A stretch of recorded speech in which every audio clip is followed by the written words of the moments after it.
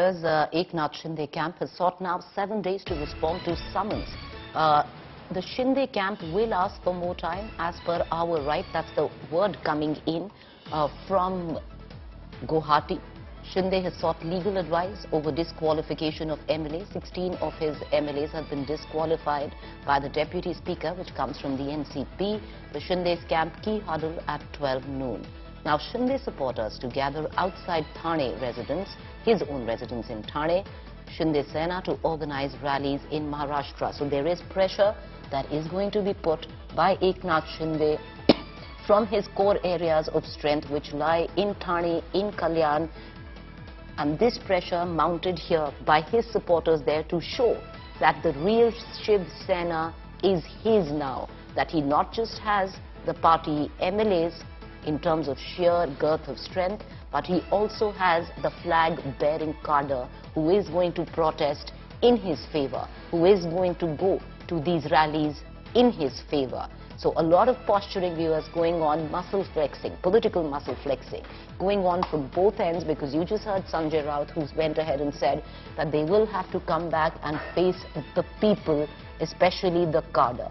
It remains to be seen, because at least till now, Sanjay Raut, the Uddhav camp, maintains that the cadre of the Shiv Sena, the flag-bearing man and woman who's been campaigning on the streets of the Shiv Sena, still is loyal and holds his allegiance or her allegiance to Uddhav Thackeray and not Eknath Shinde. But on the other front, there's legal trouble mounting for the Eknath Shinde faction, and that's come over the disqualification of its 16 MLAs, those considered closest to Eknath Shinde, which includes him, the disqualification of them by the Deputy Speaker. Now, summons have been issued.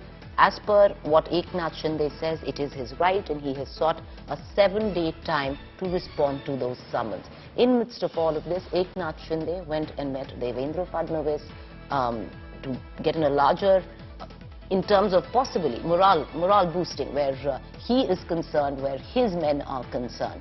What remains to be seen is now the BJP, after the meeting with Eknath Shinde, going to take a larger role in this political turmoil that has plunged the state of Maharashtra in. So, is the BJP now going to come out and take a larger role in all of this?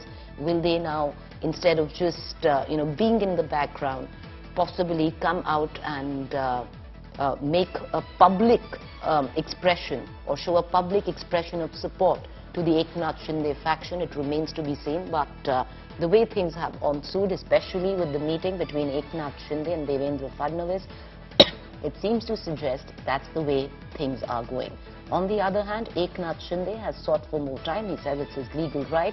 So in that context, viewers, this seems to be going in for a long haul in terms of it's not going to get sorted anytime soon, because if he has sought for more time with what we are seeing, I want to cut across right now to my colleague Dev Kotak, who's joining us live with the latest details coming in.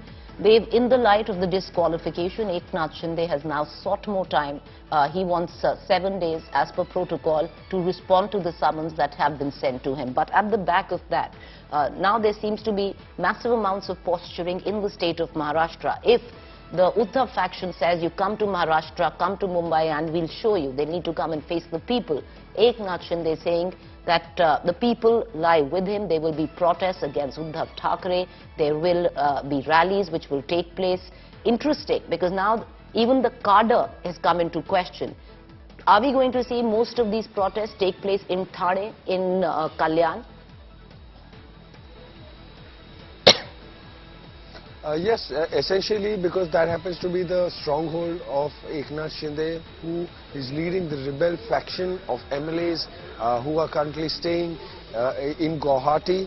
Also, what we're given to understand, the fact is that because of the kind of prohibitory orders and Section 144 in the state of Maharashtra, and especially those adjoining areas of Kalyan and Thane, which happened to be Eknath Shinde's base come stronghold, but the police have maintained a vigil and a sort of high alert to prevent any kind of untoward incidents or even gathering by protesters, because currently no sloganeering or no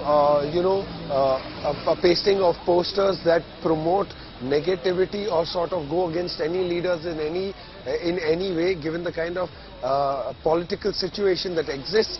So of course we might just see a massive display of strength where supporters will gather and take part in various slogans.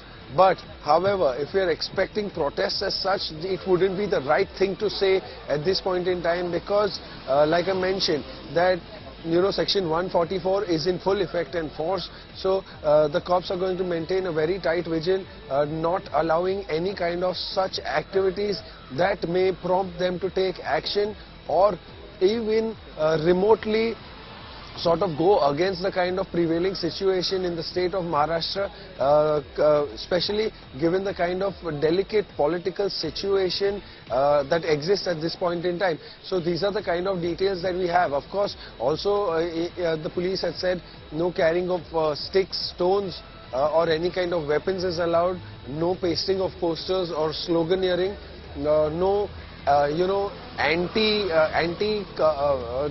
comments that sort of destabilize the morale of the leaders in any way.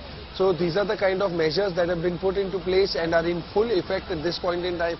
So even if we see protests or gathering of people in Kalyan, Thane and the adjoining areas, it is going to be highly subdued and will take place in an extremely mild form and manner. Interesting, because Section 144 is at play, and viewers, as we see it earlier on, would this have been an eyeball-to-eyeball confrontation where the flag-bearing cadre of the Shiv Sena is concerned, because there is this Uddhav camp and there is this Eknath Shinde camp, and both of them believe that the Shiv Sena, the original Shiv Sena, Bal Thackeray Shiv Sena, lies with them.